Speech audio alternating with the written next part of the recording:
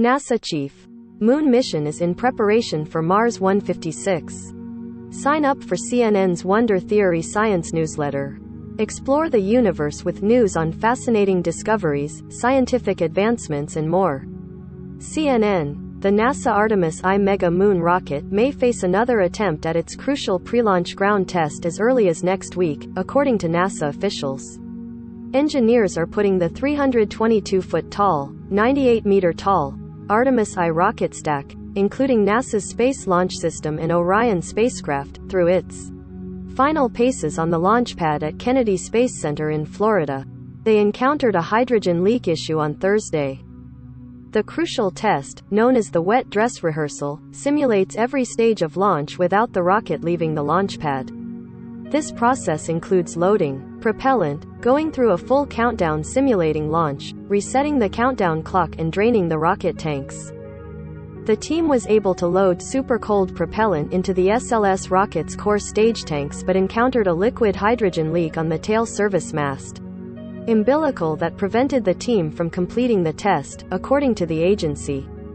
After troubleshooting it, the team decided to knock it off for the day because when you have hydrogen leaks, and you have ambient oxygen out there, you only need an ignition source to close the fire triangle.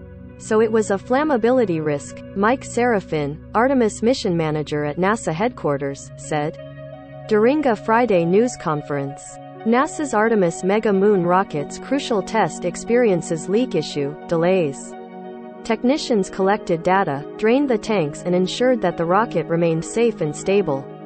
Despite the leak, the team was able to work through a number of critical test items during the third attempt. The Mega Moon rocket is fine, Serafin said. All the issues that we're encountering are procedural and lessons learned. Now, the test team continues to assess how to address the leak. Troubleshooting began Friday morning. The team will look at these particular areas that we think could be the issue, how we get access to them and determine a pathway forward, said Charlie Blackwell Thompson, Artemis launch director for NASA's Exploration Ground Systems program, during a Friday news conference.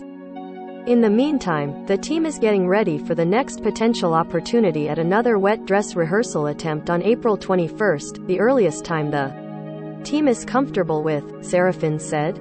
The Artemis team is working closely with SpaceX because the Crew 4 launch is expected to take place at a nearby launchpad on April 23.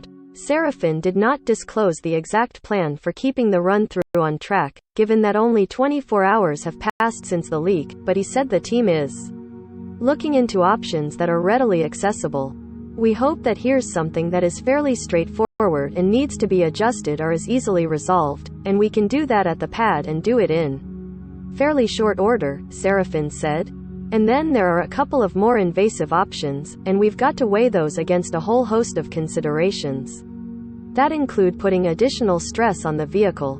The longer the rocket remains on the launch pad, the more it's subjected to wind and other stressors while exposed to the elements, not to mention the strain induced by repeated tests.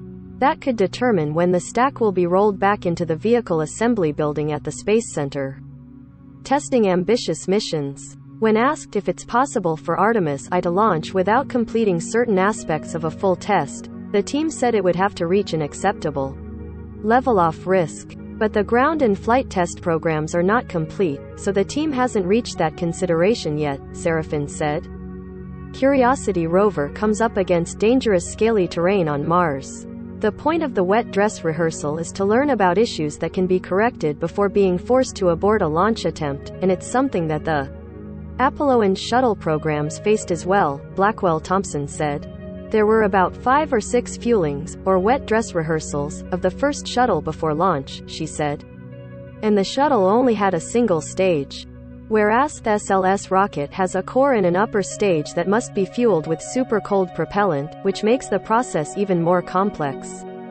Serafin said the team occasionally speaks with personnel who worked on the previous programs, comparing the challenges of physics, fluid dynamics, thermodynamics, super cold temperatures, structural stresses and flammability hazards. History has shown it's been a challenge for pretty much anybody that's done anything of this magnitude, Serafin said. The results of the wet dress rehearsal will determine when the uncrewed Artemis I will launch on a mission that goes beyond the Moon and returns to Earth. This mission will kick off NASA's Artemis program, which is expected to return humans to the Moon and land the first woman and the first person of color on the lunar surface by 2025. But there's no doubt in my mind that we'll finish the test campaign and we will be ready to go fly, Blackwell Thompson added.